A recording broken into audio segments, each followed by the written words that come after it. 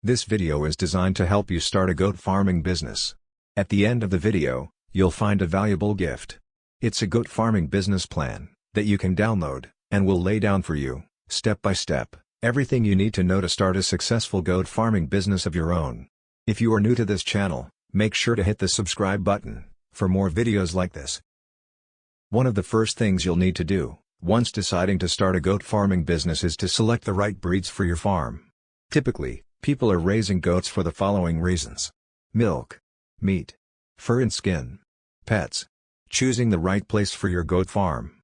As goats usually love to grow within a group, space and location selection for farming should be on top of your list. Besides, having access to open spaces, where they can move around, will benefit them, so make sure you choose a facility with that feature. Before you set up a goat farm, you should also check with your local government about permits and licenses.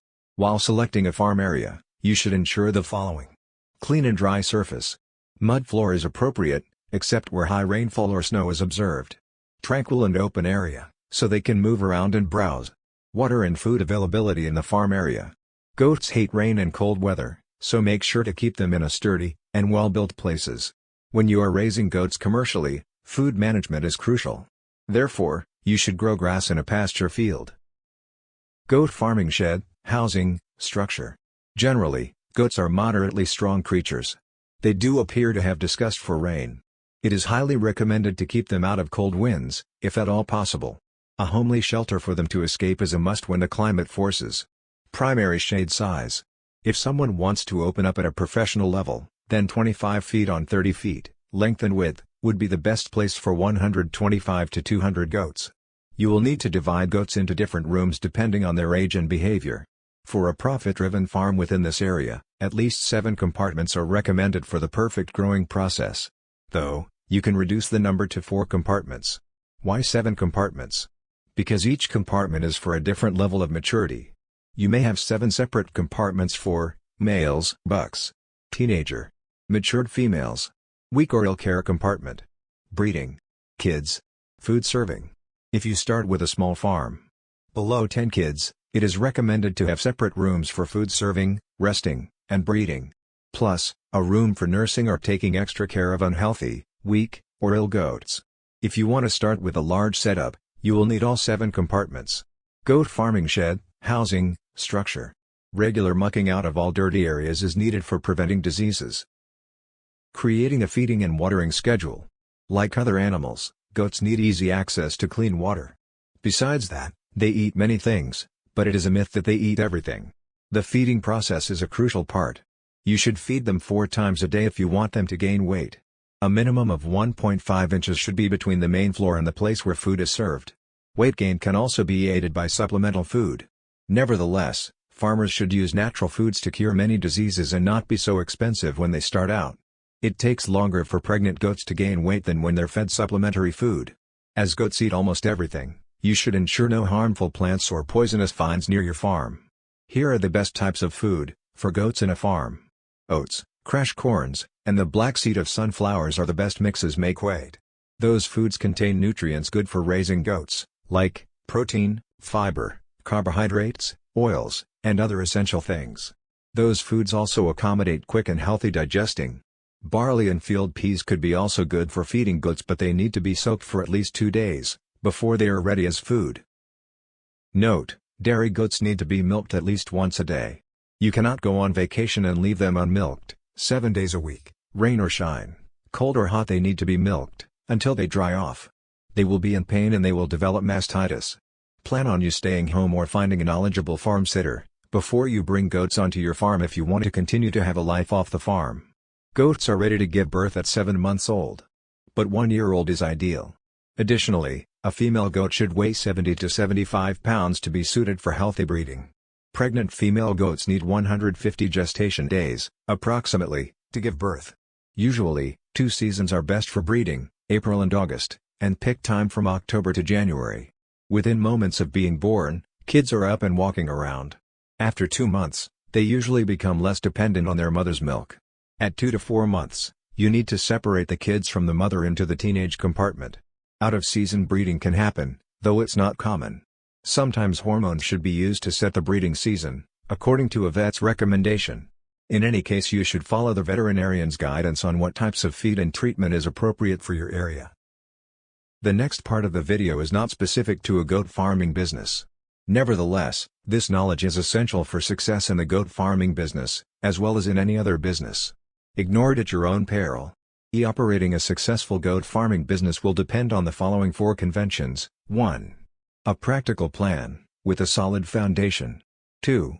Dedication, and willingness to sacrifice, to reach your goal. 3. Technical skills. 4.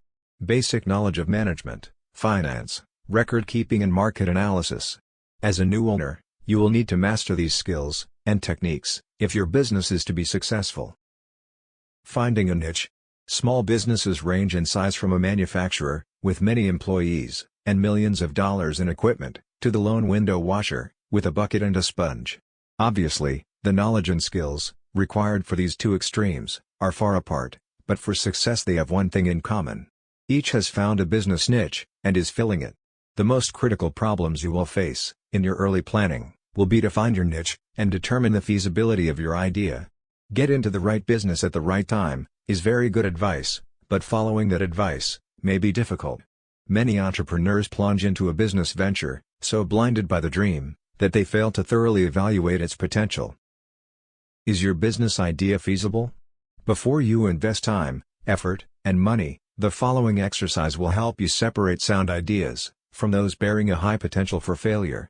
Identify and briefly describe the business you plan to start.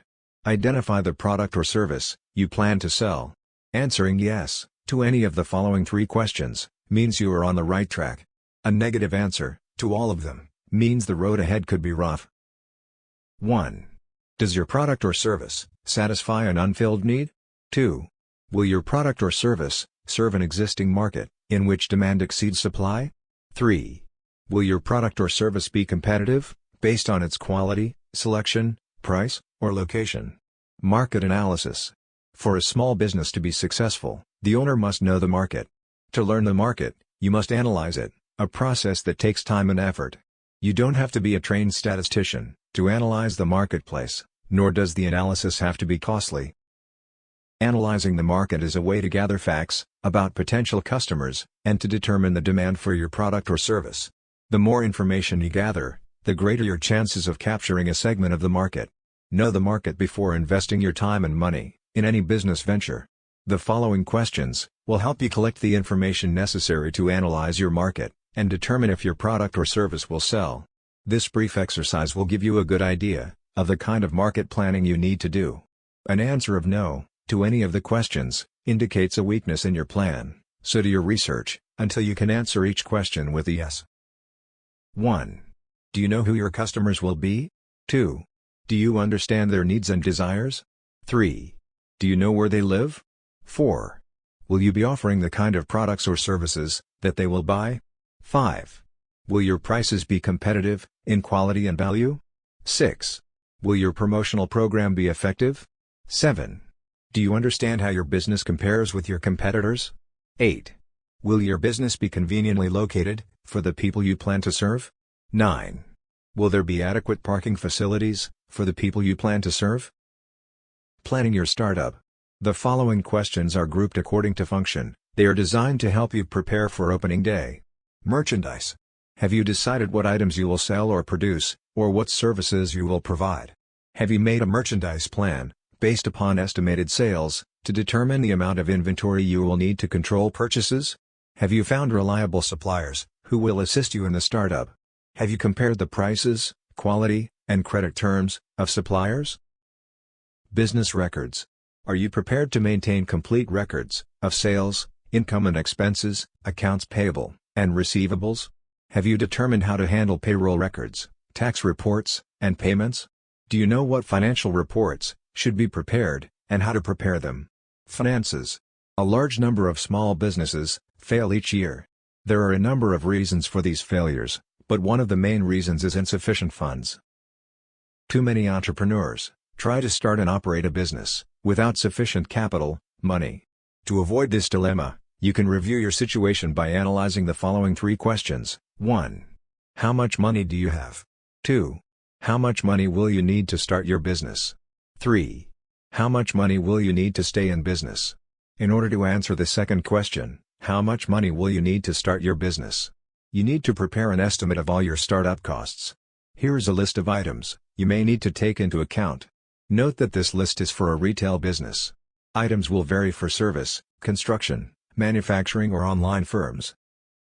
Decorating and remodeling, fixtures and equipment, installing fixtures and equipment, services and supplies, beginning inventory cost, legal, professional fees, licenses and permits, telephone utility deposits, insurance, signs, advertising for opening, unanticipated expenses. Now, the answer to the third question, how much money will you need to stay in business?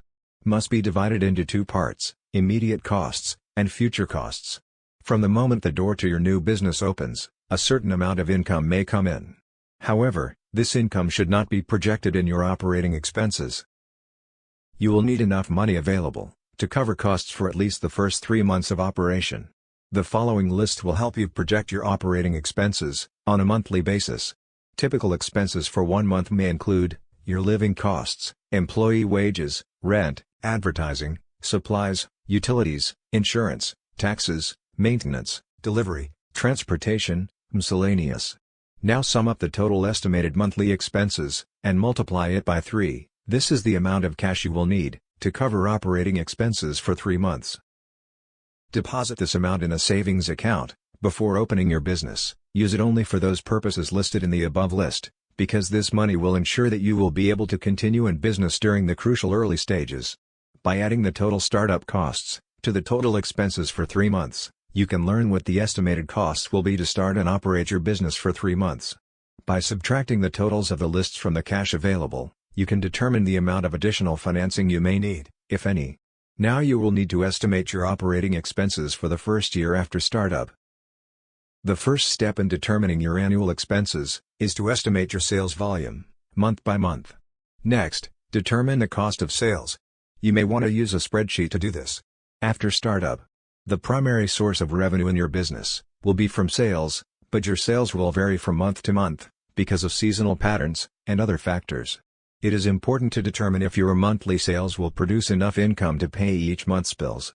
An estimated cash flow projection will show if the monthly cash balance is going to be subject to such factors as the following: failure to recognize seasonal trends, excessive cash taken from the business for living expenses, too rapid expansion, and slow collection of accounts if credit is extended to customers. Conclusion: if you have carefully answered all the questions in this video, you have seriously thought about your goal. However, there may be some things you may feel you need to know more about.